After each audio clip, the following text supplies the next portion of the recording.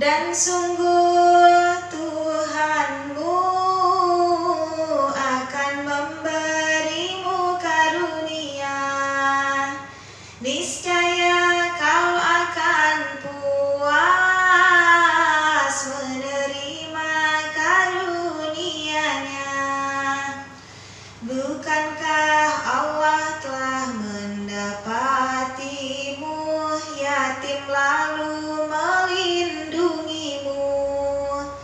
dan Ia mendapatimu bingung lalu berimu petunjuk, dan saat kau kekurangan lalu Allah yang mencukupimu. Dukung dakwah Ismi dengan klik subscribe dan aktifkan tanda loncengnya. Hikmah yang saya mau ambil di sini, Ibu, kisah ini dari ahli tafsir menyatakan, Ibu, bahwa yang dikutuk menjadi kera itu sekarang sudah punah. Dan itu benar-benar ada. Kenapa punah? Karena tidak berkembang biak. Mereka rata-rata laki-laki karena sebagai pencari nafkah. Yang perlu kita garis bawahi, Ibu, kita ini umat manusia hidup di atas muka bumi ini atas kehendak perintah dari Allah. Maka wajib bagi kita untuk mengikuti apa yang jadi perintahnya Allah, menjauhi apa yang jadi larangannya Allah. Alkisah, Ibu, ada satu kemiripan terjadi di daerah Cirebon di tempat petilasan Sunan Kalijaga. Dikisahkan di dalam kisah, wallahu a'lam, hanya Allah yang tahu dan lebih tahu dengan kisah sesungguhnya. Namun di situ dinyatakan bahwa Sunan Kalijaga memiliki santri.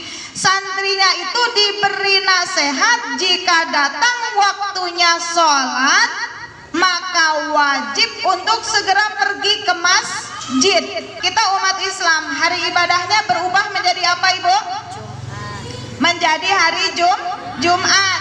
Hari Jumat itu ditentukan perubahannya sebagai bentuk ketika datang Nabi yang baru, yaitu Nabi Muhammad Sallallahu Alaihi Wasallam, maka kiblatnya oleh Allah dipindah dari Masjidil Aqsa pindah ke Masjidil Haram. Pemindahan ini bukan akal-akalan manusia, namun perintah dari Allah untuk mencari tahu siapakah yang sebenarnya patuh kepada utusannya Allah. Pun hari ibadahnya diubah dari Sabtu ke hari Jumat. Satu hari Sunan Kalijaga menyatakan, sudah waktunya untuk berangkat sholat Jumat, maka pergilah kalian ke masjid. Jangan lagi ada yang bermain-main atau mencari ikan. Diminta sama Sunan Kalijaga untuk pergi ke masjid. Tiba-tiba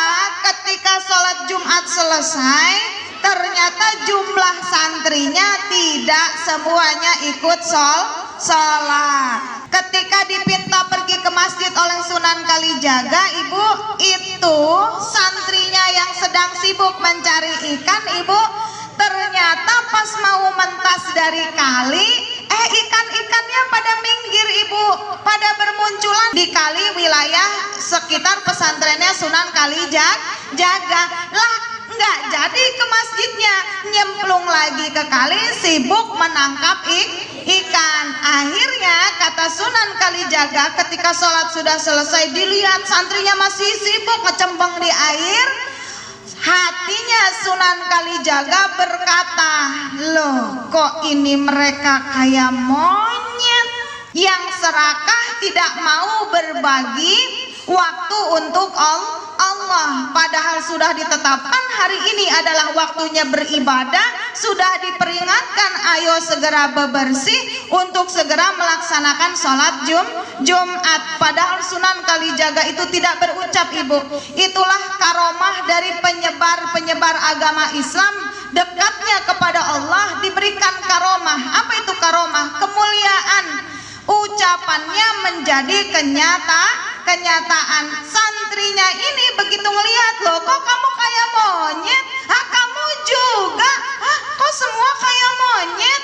Buntutnya panjang, dan itu yang dikisahkan katanya kata penjaga di wilayah petilasan Sunan Kalijaga itu menunggu wilayah petilasannya Sunan Kalijaga, dan itu mah beranak pinang. Konon ceritanya jumlahnya 99, tidak pernah lebih. Kalau ada yang mati maka akan ada yang lahir.